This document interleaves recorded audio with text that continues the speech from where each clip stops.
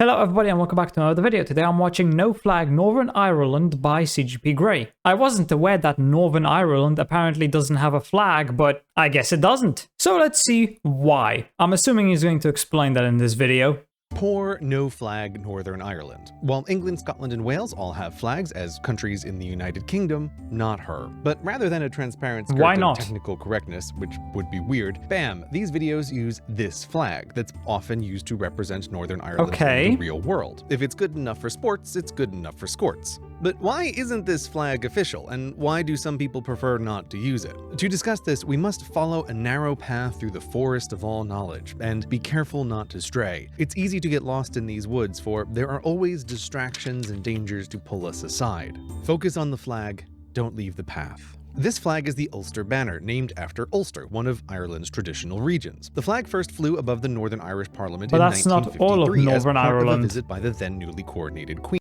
Northern Ireland is smaller than that, so I'm guessing that's why it's not official? But straight away, there was a bit of an asterisk, as, quote, the Minister of Home Affairs announced that while the Union flag was the only officially recognized standard, those who wish to have a distinctive Ulster symbol might use the banner. Which is a bit, here's your new flag, but not really. And the new flag wasn't new either, designed in 1923 along with the Ulster coat of arms. Coat of arms are symbolic objects, so let's talk about the parts. The Irish elk represents the local Irish, and the red lion represents the Ulster Scots. Wait, why are there so many Scottish people in Northern Ireland to warrant half the coat of arms? Have we wandered off the path?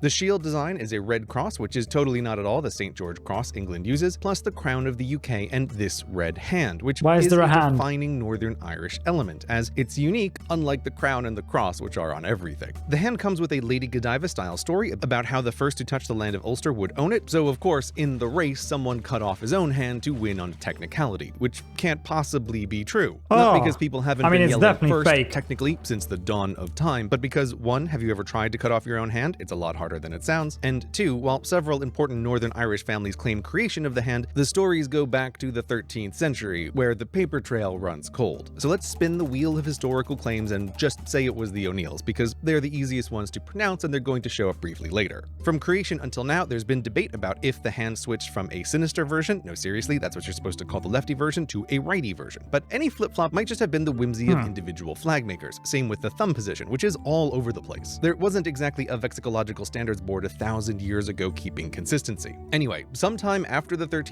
I mean, your right hand is your dominant hand, so for most people, so I would assume that's why it's the right hand. 1800s, the hand of the O'Neills was added to the symbol of another important Northern Irish family, a red cross on a yellow background, to form the Ulster coat of arms. Oh, it really isn't the St. George cross. Earlier sarcastic remark withdrawn. The designer of the new arms and flag 400 years later changed the color for reasons no one knows. The flag was then modified with a crown and a star and made sort of official from 1953 all the way until 1973, when the Northern Irish Parliament ceased to exist during the Troubles. The Troubles?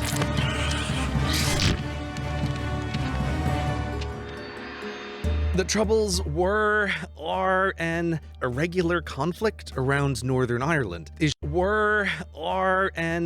Ethno-nationalist conflict, terrorism, religious disagreement, civil war, spot of difficulty, irregular conflict. Irregular conflict around Northern Ireland. So it was is she irregular. Part of Ireland, or is she part In what of the way? United Kingdom? The dispute started when Great Britain colonized Northern Ireland, confiscating the land from local families such as the O'Neills, with the goal to, quote, pacify, civilize, and develop the land, redistributing it to English and lots of Scottish settlers. Oh, that's why the lion's there.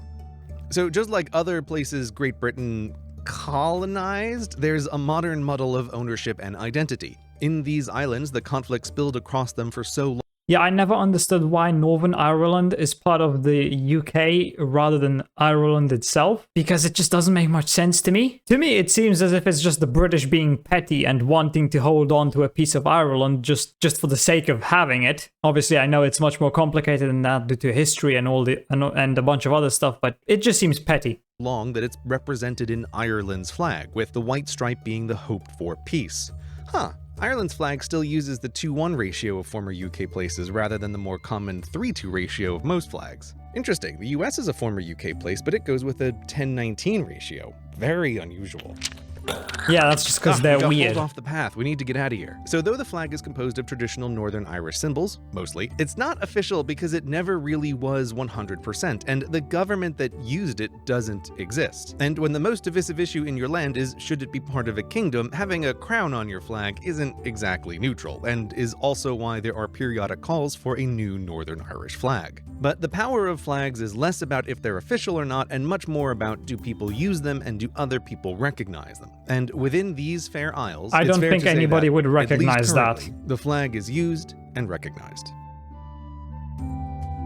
Northern Ireland does have a flag, just not really an official one. So it basically doesn't have a real flag. This one, since it's not official, it's more like a placeholder. It's just something for the time being. Northern Ireland should also, in my opinion, just be part of Ireland instead of the UK. I wonder why it's not. Maybe he has a video on that. If not, feel free to suggest a video which is about why Northern Ireland is part of the UK. And yeah, I hope you enjoyed this video. If you did, consider subscribing and leaving a like. If you're interested, why not watch this video right here? And with that, I hope I'll see you in the next video.